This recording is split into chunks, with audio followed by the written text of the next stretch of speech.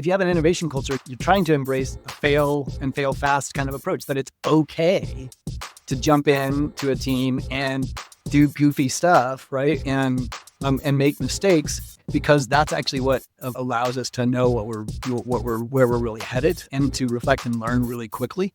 And so, and that for me also led to the realization that a student, and actually faculty for this matter, almost all of the other spaces on campus at the university have consequence for failure.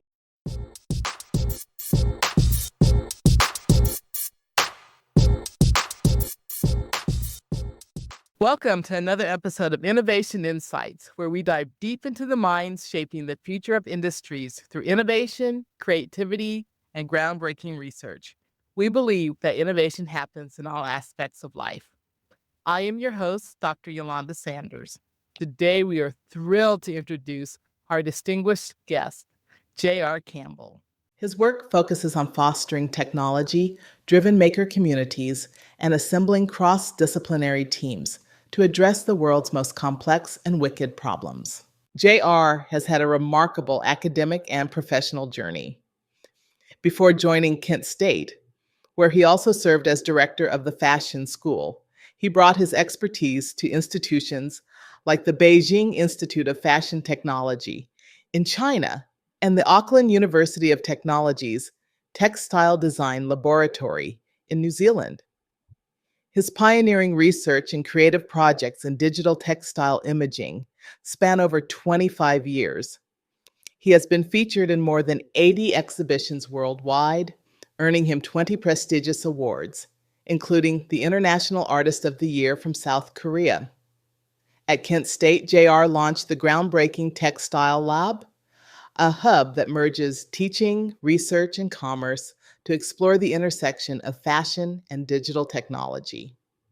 He also co-founded the university's acclaimed National Fashion Tech Hackathon, which brings students from across the country together to collaborate on innovative solutions in wearable technology and digital design. Beyond his technical and artistic contributions, JR is a thought leader in human-centered design, intentional team collaboration, and building cultures of innovation within higher education. Under his leadership, the Design Innovation Initiative has expanded its vision with a newly established advisory board, ensuring its impact continues to grow. Today, we will delve into JR's insights on innovation, the role of making in design thinking, and how intentional collaboration can ignite transformation in education and beyond. So please join me in welcoming J.R. Campbell to the podcast. J.R., so wonderful to have you here. Thank you. Yes, we have known each other a long time. I think we met at ITAA in Banff, years ago. We were both graduate school then. Grad students. Yep. Wow. Well, it's been so fun over the years to, one, call you a colleague and friend, and then two, just to watch your career and the impact on any environment that you have been. And, we didn't even name all the other institutions that you have impacted over the years, but it's really, really just been a pleasure to watch and and to be influenced, impacted by what you do. So thank you for all you do. Thank you. I would say the same for you, honestly. Yeah. You're very kind. Oh, well, yeah, and also I think we also have some Colorado ties too, don't we? Yeah. Yep. Some good connected backgrounds in Colorado as well. Yep. Yeah. So 10 years of my life were lived in Colorado, and really, I always look back, try to think about how to connect to that. Still have lots of great friends there too. So yeah, and I know you have some great friends still here in Iowa, because I ran into some of them and they're like, "Yeah, just talk to JR." So you have made the rounds both around the United States and globally. And so, how did that journey start with design for you? For me, I think, so one of the things I always like to say, and I really think it is a little bit of, for me, reflectively, it's the root of of this trajectory. I actually really think that so I grew up in a farming family, and yeah, although my dad, was educated in a way that really had him depart from that lifestyle. He's a nuclear physicist, and so that was a big change from where he grew up in small town Nebraska. But the you know my so we, my brother and I both mostly grew up in California, but each summer we were spending time for most of the summers with our grandparents in Nebraska. And so we spent a lot of time on the farm and just making and learning how to solve things and tinkering and playing. And I really think that feeds into my mindset. So that education, I think, had me always craving or looking for for what eventually I recognized as design, but even more specifically, probably design thinking and that kind of sort of collaborative awareness and willingness to jump in and tackle things even when you aren't sure how. So that I think has been the motivation. Career-wise, I as you said, I have background in textiles. I studied at UC Davis in California, and my first degree was environmental design. So that was a program that was intentionally about a multidisciplinary approach to design in one department or one unit, that I think also set a lot of foundation for me in my thinking. And then I went on to do an MFA in textile art and costume design that then I think really sparked my deeper desire for investigating new and emerging technologies through the textile practice. And those things together, along with the fact that as a textile artist and designer, especially as a textile designer, we are often collaborative. Textile designers are rarely the folks who are creating final product without somebody else being involved in that design process. And so for me, I've really always craved and enjoyed that connecting with others as a way to come up with something that's bigger than what I could do on my own.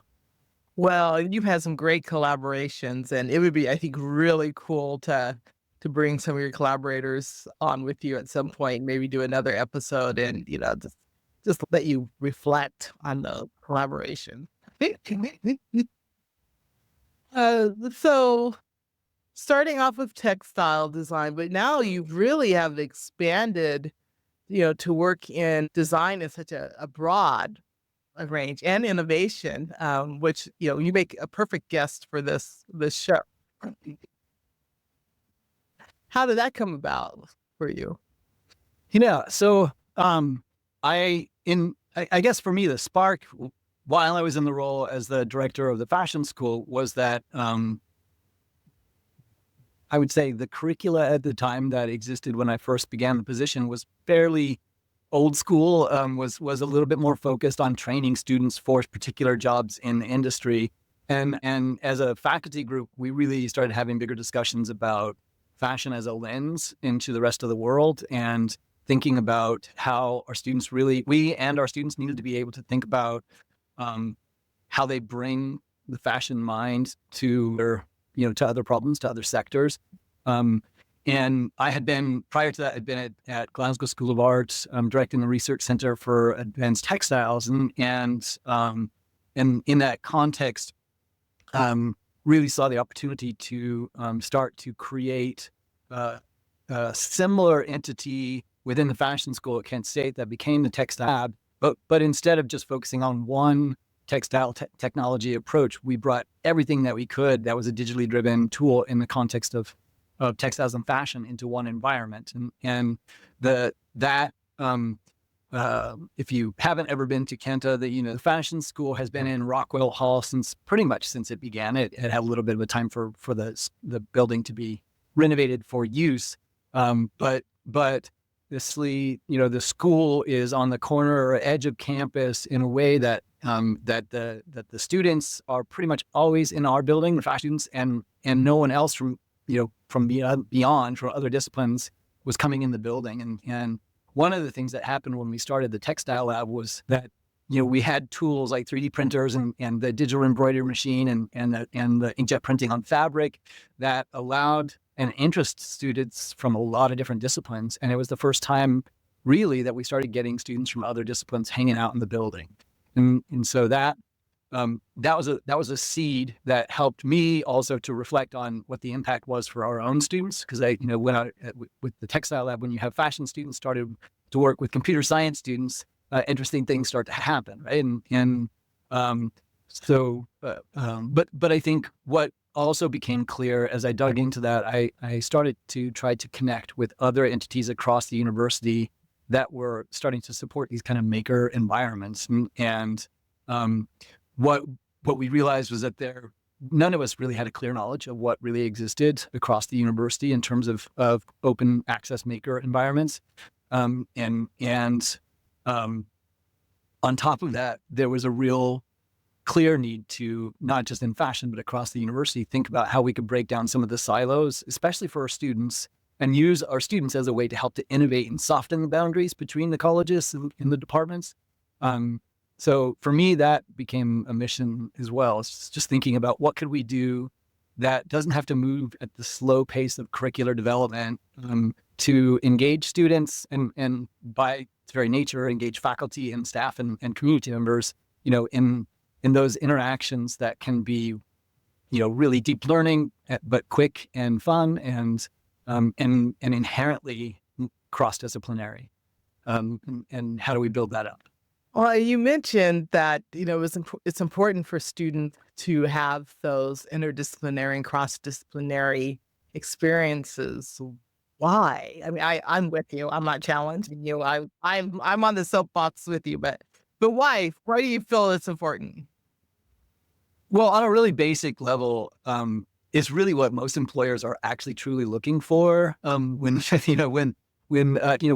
They're hopefully in most cases, the employers that we're helping to prepare our students for, they're trusting us to some degree to provide disciplinary context and knowledge and skill sets that are appropriate, right? But what really sells, what really makes it possible for a student and thus a graduate to shine in any role is their ability to connect, to communicate, to build trust, to know how to work with people who are not like them, and to do that in a way that actually leads to something meaningful. Right? Those are skills that, sadly, we don't really teach those very explicitly or separately. They're kind of inferred through, our whole educational process in the U.S., but they're not really very well delineated. And so, I think the deepest reason is that it's a real need. And it's also how we get better as humans at innovating. So I think that's where I would start. There's a lot more to, what that looks like, as a, in a design innovation context, but it's really about, helping to build those skills. It's also, I guess the other thing I would just quickly say is that it's also about, reducing the fear of stepping into the unknown, so helping everyone understand that it's okay to step out of your comfort zone, and that's actually when innovation happens and when cool things happen usually. And so stepping out of your comfort zone and getting good at that, like through practice, which I think is a design mind, to practice and continue that, is really important as well. It's what helps to lead towards innovation. So, yeah, and you're probably gonna just, I sent you questions, and I'm just all over the place now. The guests of mine that are friends are, thank you for putting up with me. But I was thinking as you mentioned, here in the US, you have so much experience internationally with design and innovation. And what are some lessons that you've learned from those experiences that you've brought into the design innovation initiative? Yeah. Um, I would say the first thing that I really have tried to ingrain deeply and certainly brought back with me from a lot of the international experiences is that we have to embrace difference and diversity as a way to see and then to see together. Um, and and it's also why, I mean, as you're probably familiar with, we helped to launch while I was in the role, we launched the requirement for all of our students in the fashion school that they have to study abroad or study away for a semester at least before they graduate from their undergrad program. And the reasons for that are similar. That perspective taking of stepping out of your normal environment and still having to bring your authentic self to those experiences and know how to progress and achieve your goals. That I think it was important for me, but I think it's really foundationally important for students in terms of thinking about where they're going, what they're capable of, and what they can endure. And so I think also the difference in sort of culture. The time that I spent in China, for instance, a few different instances. Had a lot of conversations about how most of us in the Western world are really have individual approaches to society, right? We're looking for kind of glory for individuals, and we build a lot of systems around that. Our academic system is built around like trying to create superstars and recognize individuals all the time, so faculty kind of, I felt, and many faculty feel, that you kind of get trapped into a lane, and you have to stay in that lane of what you are doing, right? The research wise or otherwise. And so whereas, differently in Beijing, as an example, there's a much more of a team-based collaborative approach that's kind of built into the cultural expectation. There's a lot of communication that has to happen across a number of individuals for anything that's going on, which can seem a little frustrating from an American perspective, but it's also, it allows for, academically and kind of infrastructurally, it allowed for really different approaches to working with industry and thinking about the continuity or the fluidity for their students between employment and education in ways that I thought were really interesting. So I think the sharing of culture is a key part, and what I believe I'm doing or trying to help do at Kent State and wherever I go is really think about how we get better at building the cultures of innovation and facilitating that. And I think it means, like I sort of started with, it really means embracing the difference or the diversity of who we all are, and using that as a power, as a strength together. Oh, I love that. I love that. And the collaboration and teamwork, that has been a theme that has come up, I think, of almost every guest that we've had as we talk about, whatever their work is, and, it's related back to innovation. One of the really fun activities that you have been involved with, it was, the hackathon. And I think you're probably doing some other team-like projects within the Design Innovation Initiative.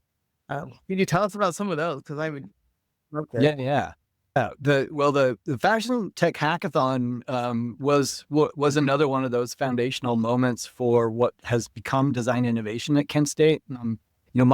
I could tell you kind of my story connected to that and how it is in design innovation, because the reality is that there were a lot of people involved in our discussions about what this initiative has become and who have contributed in major ways. But I ended up jumping from the role in fashion to try to be the first kind of executive director in this entity. So my lens is what I'm forward, I guess, at the moment. But the Fashion Tech Hackathon was kind of an aha moment, not just for those of us in the fashion school, in terms of what I was describing earlier, students from different disciplines kind of engaging with our students more directly, and as a result, more faculty action that was kind of connected to that. But it was also, I think, for a lot of my peers and colleagues in the institution, just kind of eye-opening to see what students could achieve in the span of 36 hours and what it meant for them in that context. We spent a lot of times. One of my colleagues who was really a co-lead in our original group of people who were trying to explore what has become design innovation was Julie Messing, who was the director of our LaunchNet, an entrepreneurial support agency on campus that she pioneered and made available to all students at the university. And so we were really curious about, like, how many, if we're doing hackathons, in our definition of hackathon, which was a little bit emergent from the kind of reference of computer science approaches, we really wanted people to physically prototype something by the end of the weekend that they could demonstrate as a new, kind of disruptive approach. And so we spent a lot of time trying to get feedback from the students on that. How many of them are really that interested in, doing this activity and getting an award or a prize as a way to think about how they might turn it into a marketable product or a business? How many don't really care about that and what's motivating them? So as we're gathering that and seeing kind of the success of it and how it's helping us to engage with industry and community partners as well, I think it helped to show us that there really was and are themes that that resonate, that are inherently that just require that kind of cross-disciplinary work. So we extended that model. That's now as a national fund, open students from many places. We got funding in some cases that allowed us to send buses to across to New York City and bring students back from that direction and pick them up along the way, or those sort of things, as a way to really turn it into something that from my point of view was a way to showcase what we were trying to do in the TechStyle Lab in the fashion school. And just for clarity for everyone listening, it's tech and style, as in for the TechStyle Lab. But not TEXTILE, but TECH and style. One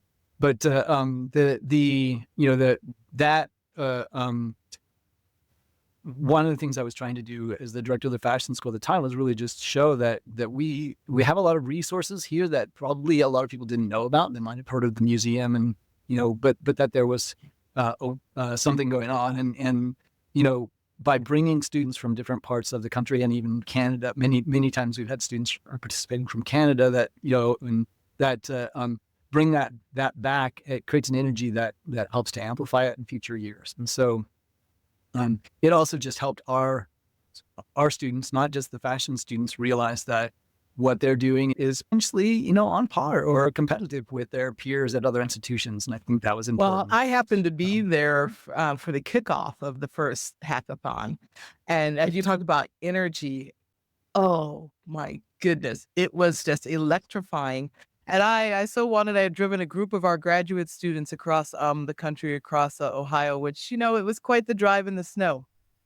And I really wanted to stay up and just watch the hackathon, but I had to drive everyone back. And so I wasn't able to, but we were there for the opening ceremony and the kickoff of the event, and for the very first one, and it was just electrifying. It was really cool. So now, because I've also been in your building where the design innovation initiative is, and you have so many great spaces. So what type of so part of what the Fashion Tech Hackathon, and then maybe Sky Hack and some of the others that we were kind of pioneering before we were able to renovate this what was the old art building on the Kent campus and turn it into the Design and Innovation Hub. That all of those experiences were kind of informing how we were thinking about the use of space and access and how people work together and what could we do. And so I had the deep fortune, I would say, of being able to be involved very directly for the full 2 years of the design build process for this building, along with my colleagues, where we were informing the architects, the designing architects and the architects of record locally, and the construction management firms on on the philosophy of what we were trying to achieve, which is a building that is about hosting these kind of collaborative challenge-based innovation events. So instead of thinking of it as this room does X and this room does Y, and it has fixed furniture, etc., the building is designed in a way where almost all of the furniture is on wheels and can be reconfigured, and students can build teams and move into different places. And so the concept of the building was that we knew we needed to have food in the building, so we really lobbied to get a dining facility, which is now the second largest dining facility on campus in our building, and so have that ability to kind of host and support and create energy and fluidity, and then also just make it feel like there's a lot of different tools and technologies in this building, but to feel like all of those things are accessible to anyone, and that the barrier to entry and use is as low as possible. That's great.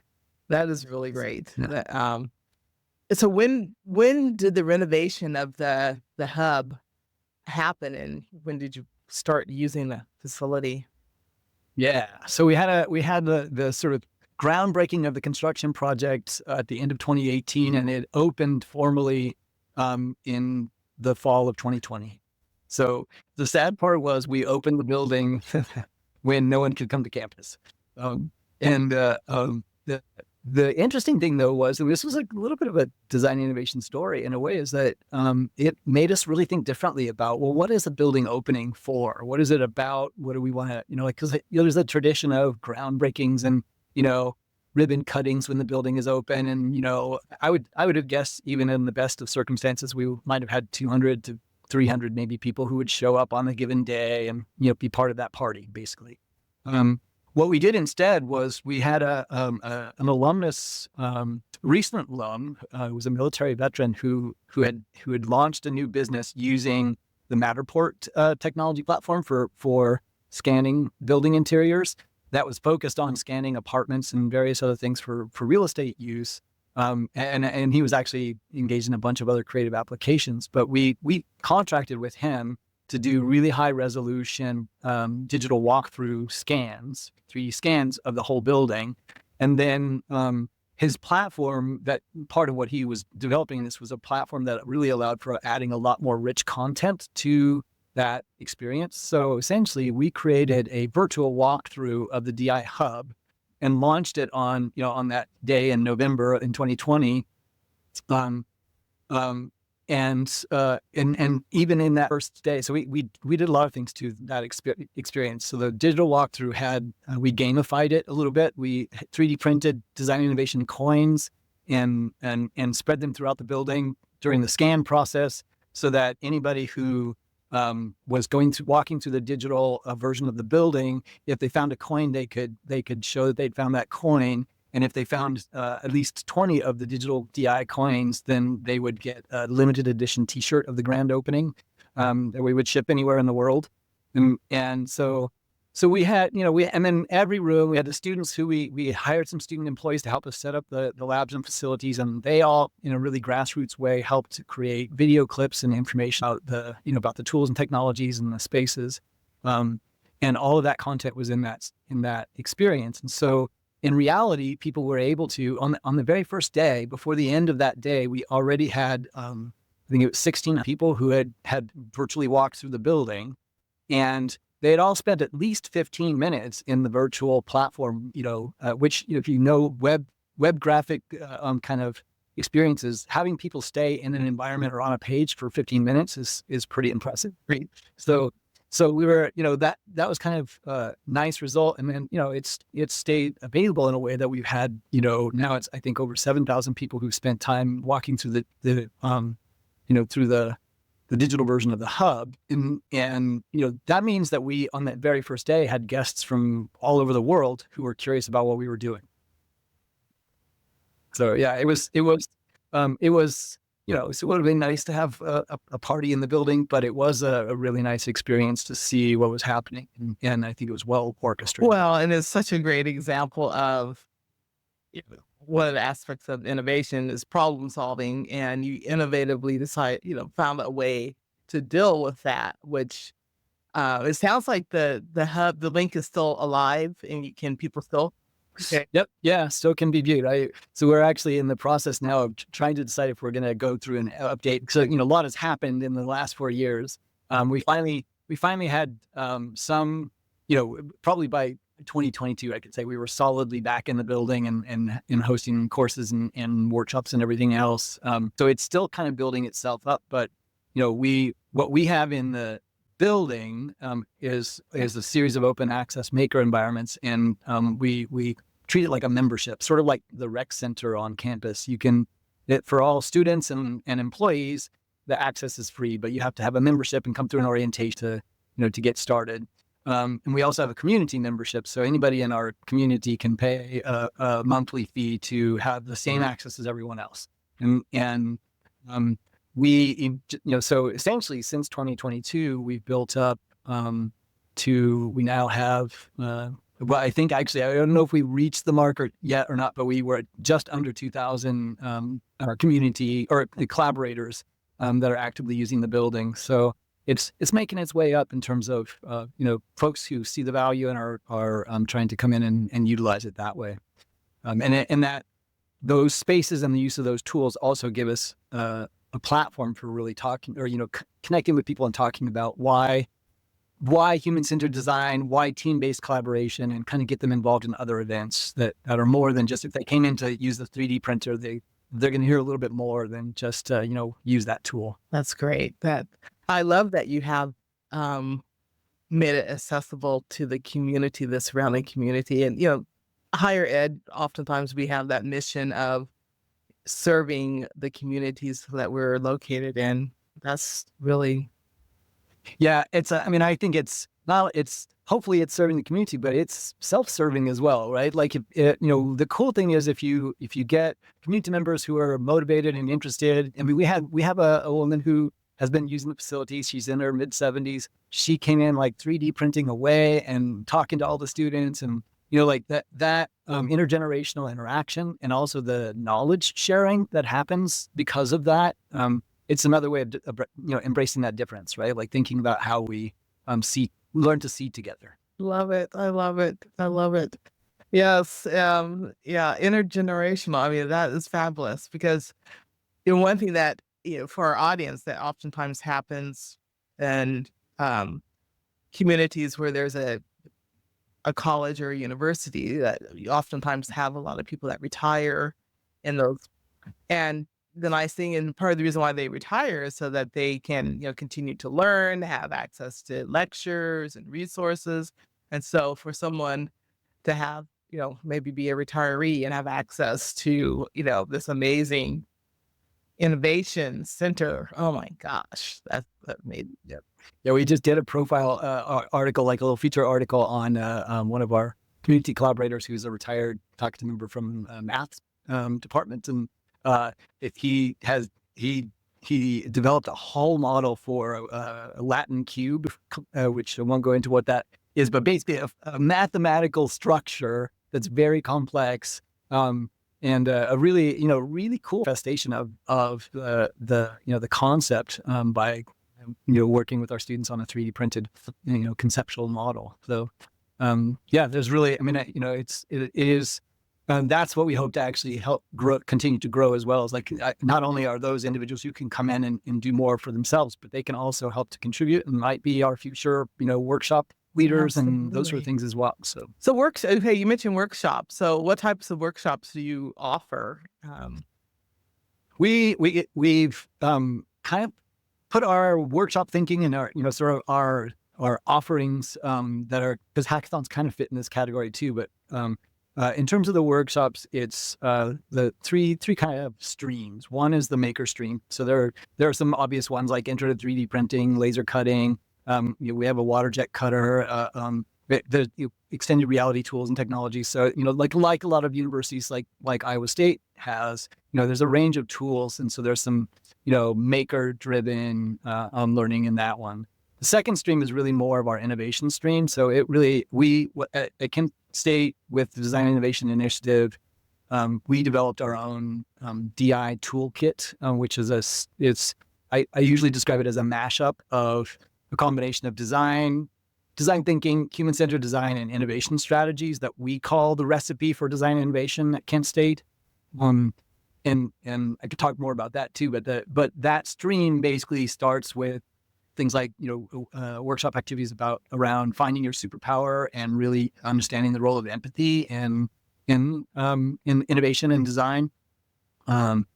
Continues into a range of things that have to do with ideation and gaining deeper insight, and then continues into practices of prototyping, testing, evaluating, implementing. And so that's that stream. And then the third stream is really kind of a partnership connection with LaunchNet in entrepreneurial. We call it the venture stream, but so not specifically always about business, but certainly about launching a direction and an action.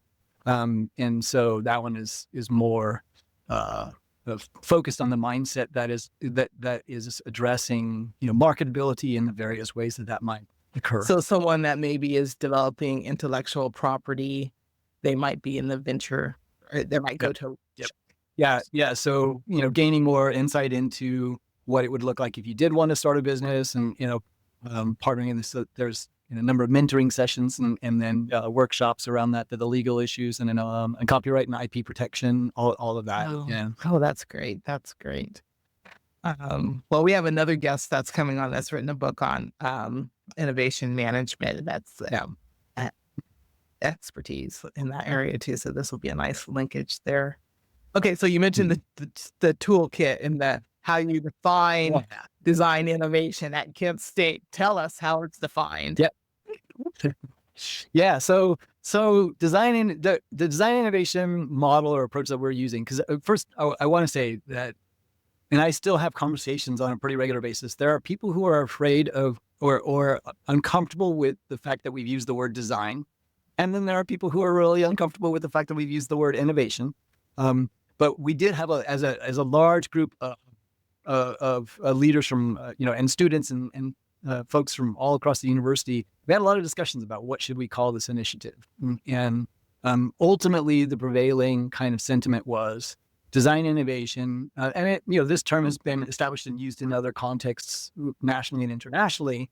But I think we realized that we were trying to do something a little bit different. And so that is what inspired the DI toolkit.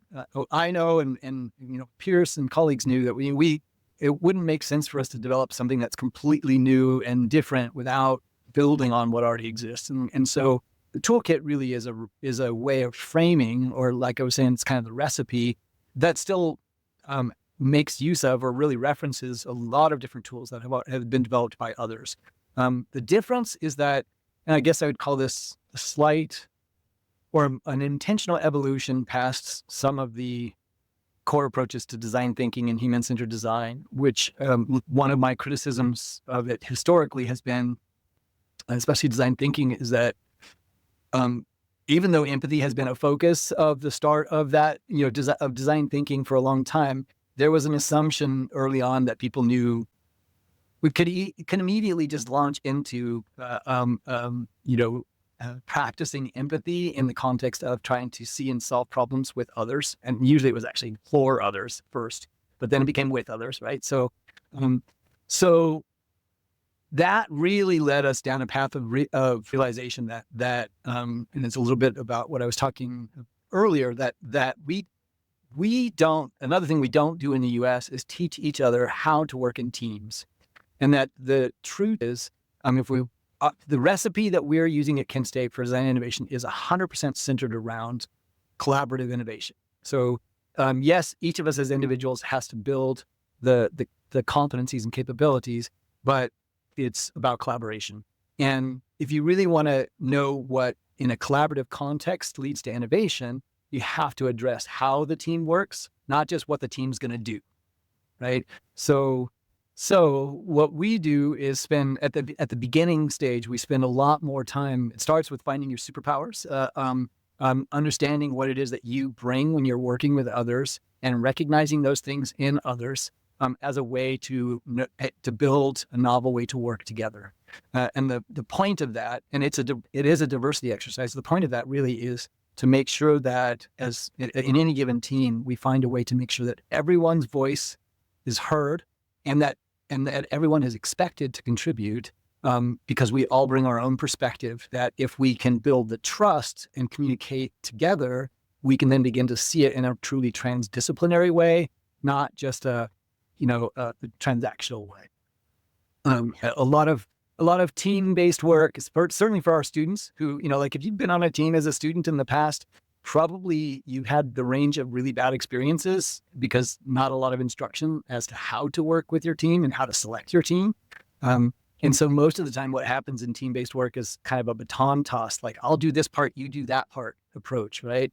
That's not design innovation. What we're talking about is transdisciplinary, meaning we're putting it together and helping us all to see differently because of that connection. And so that's the early part of the toolkit, and really leads into that along with storytelling. Like how do we help to build, and the elements in our toolkit, there are 11 elements in the toolkit. They're all relevant at every stage of the process. So they hint a little bit at a sequence, but it's really about a meta awareness that you have to bring and practice. And the end result from my point of view, the end result of the DI toolkit is that we're really helping ourselves and others to practice becoming fearless collaborators.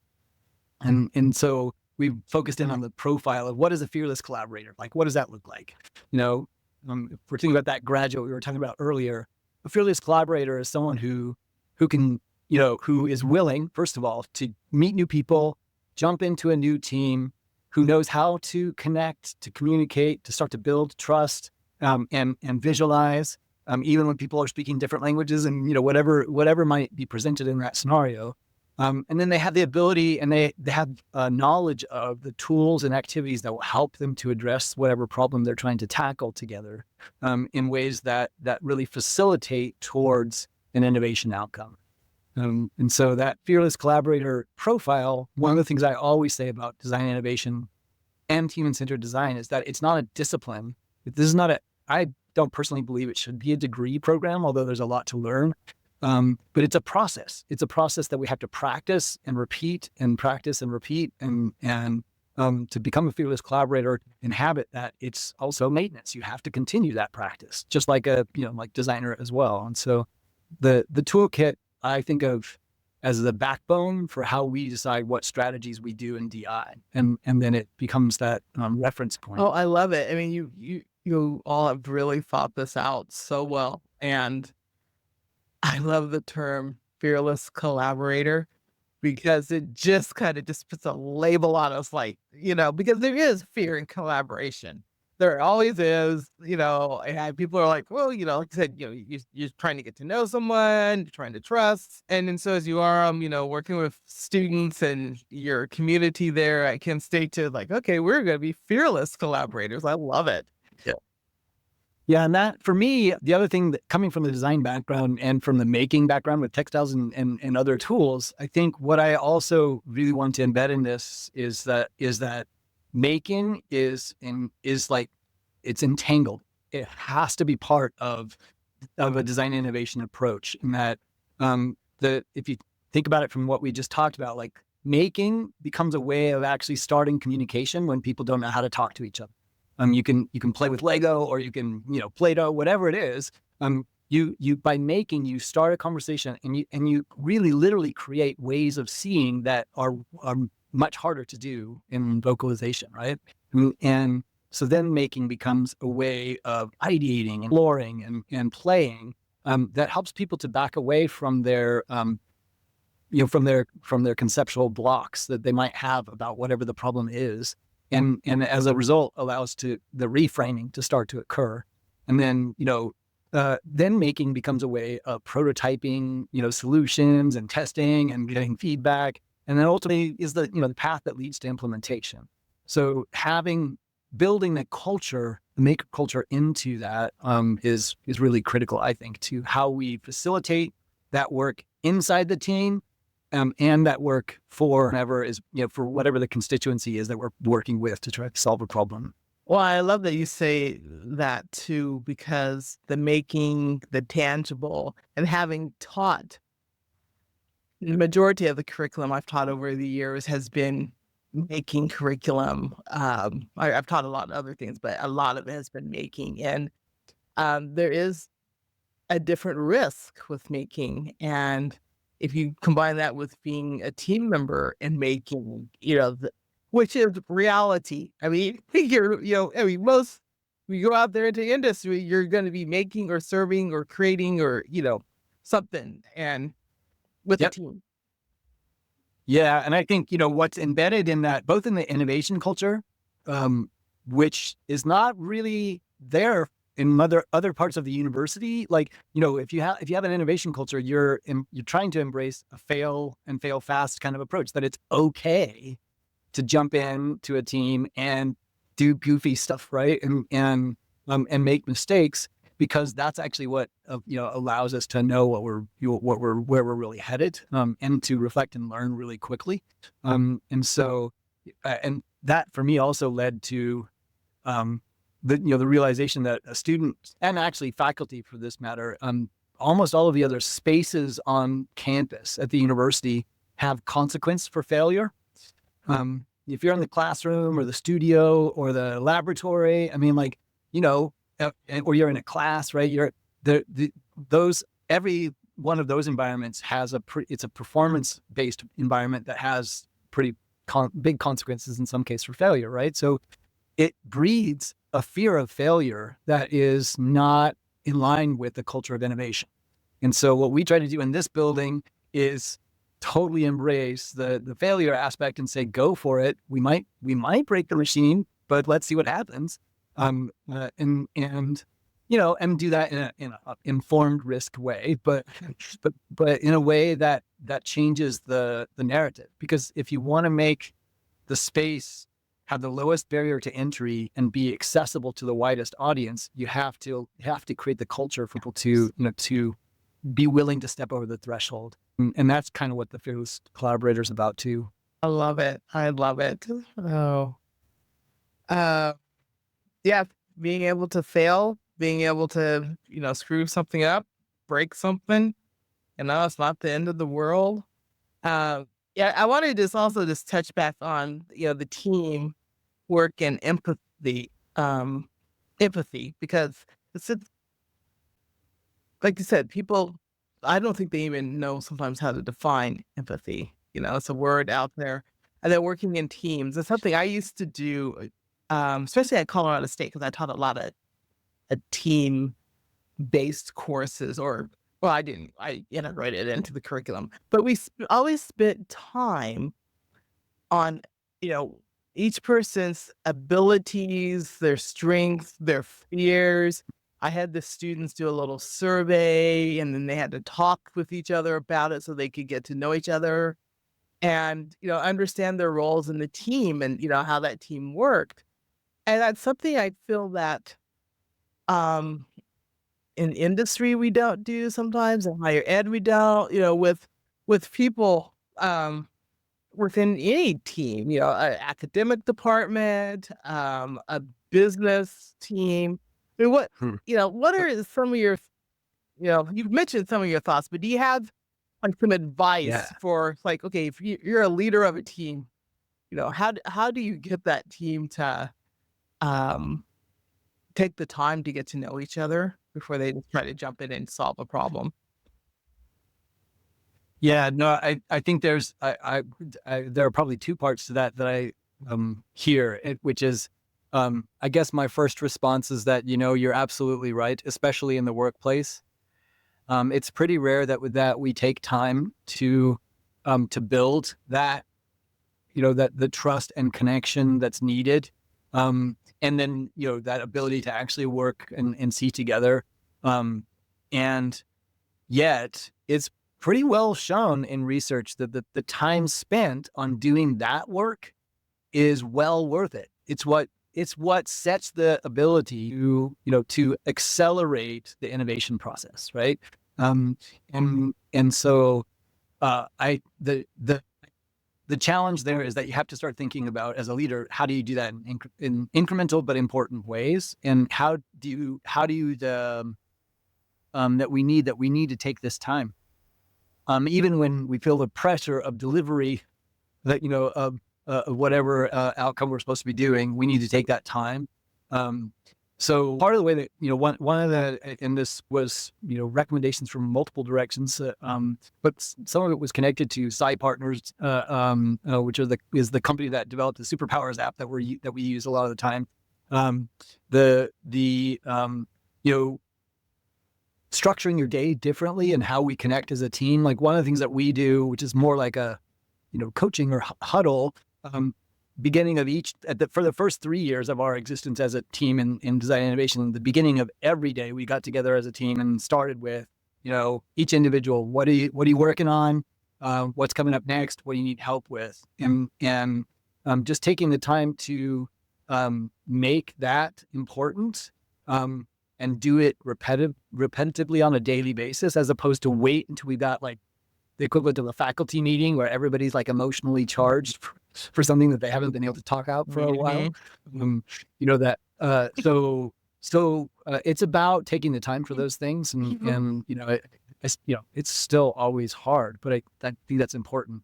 And then, I think that's probably the main thing, is really just, figuring out how to then start implementing or working on, and being okay with the fact that some of that involves, we actually do, as a team now, our team of 6 staff members that we have for this huge building, we deliver a lot on a pretty regular basis. But it's because we've spent a lot of time building our capacity to do that. We know what each other is capable of and is going to do, and in some of those situations, and we build on our strengths together. And so that's sadly, it's still not that common in a lot of workplace experiences. It isn't. In one of my leadership positions, I tried a kind of like a book club with us, so that we could get to know each other around the topic. Oh, they hated it. I mean, I think we lasted a semester doing it, and then the next semester there was like, we don't want to do this. We don't want to do that. Okay, I'm right here. And there were some people that wanted to, but there were some very loud voices that were like, and they just didn't see the benefit of, talking about larger issues outside of the department that can help us get to know each other too. And then the thing that, it's really true. There's often a lot of resistance, and sadly, in some of those scenarios, if you have one individual who's not on board, it can be a lot more work, right? So there's one of the, going back to the empathy aspect, one of the tools that I use all the time, and that we share a lot, is Marie Miyashiro published a book called The Empathy Factor, and a tool that was embedded in that called the gradients of agreement, and it just allows us all to see that we're never black and white with our decisions and recommendations, and we just need to understand where everybody's at. And by doing that and making it more understood, that we can actually have the conversations that help us to make a decision together. So the other thing that came to mind as you were saying is that one of the themes tied to making that really I've been thinking about exploring further is, the concept of making time. That we, it has the same kind of intentionality and purpose, and that we have to figure out in our lives, we really do have to figure out how to make the time to see to see the goals that we want. But and that's, I think that's connected to the Stanford D schools like design your life philosophy, right? But it's also about that, even though it seems like it's finite and we have no control over it, we can craft and make what we need to achieve what we're trying to get to. And then sometimes that's work. And people, I think, something like a book club, it might not seem like work initially, right? It's about the work, and it leads to the work. And so, yeah. Oh my goodness. I'm going to have you back like multiple times. I can always just, talk with you and listen to you talk about, my favorite topics, design and innovation for like hours on it. And also, we didn't even get through I don't know, any of the questions that I originally had for you. But I do want to know, your thoughts on defining innovation, because we ask everyone that Mhm. comes Okay. on, how do you define innovation? Um, it's not. I would say this is not a textbook way of thinking about it, but this is certainly how I would describe innovation in the mindset that we're trying to work on with our initiative here. I think of innovation as an intentional and thoughtful process of making positive change together. We do that by embracing the diversity to see and to solve, potentially to, and then to implement solutions together. And so that to me is really, it's a softer definition of innovation, but it's really what it's about. If we think about the difference between, or, where, what we're heading into in the future of work, and with the growth and machine learning and artificial intelligence and just everything else, I think we need a really human definition of what innovation is. And this feels like it's getting closer to it for me. Well, I like that you used the word together in it a couple of times as you were talking, and that really, um, really wraps up nicely, everything that we talked about, the collaboration and together and the humanness. And so, I think oftentimes when people hear the word innovation, they think tech only, technology, hard innovation, fail fast, rapid Yeah. prototyping, all of that. But there is, Yeah, I mean, I believe it's a cultural activity that really means it's about making change and it's about making it happen. Like that. And so in the tech sense, it's not just having an idea. Obviously, it's bringing it to market, but that's the same thing. It's about making positive change together that that we implement together. oh, well, that's a great way for us to end our session. And again, I will be bugging you again to come back at some point because I know you're always doing so many interesting things. So thank you for being here this evening. Yeah. No, thank you. This is great. Well, for our guests, if you want to learn more about JR Campbell and his work and the Design Innovation Initiative, make sure that you check out the Kent State website. We'll also make sure that there's a link to it in the description of the podcast. For our listeners, just thank you for tuning in to this episode. It was just a joy to have this discussion with JR. Please subscribe, leave a review, leave a comment. Share this with your network and continue to explore and celebrate innovation and how we together can transform through innovation. So, as I always say at the end, keep innovating, keep dreaming, and keep making a difference.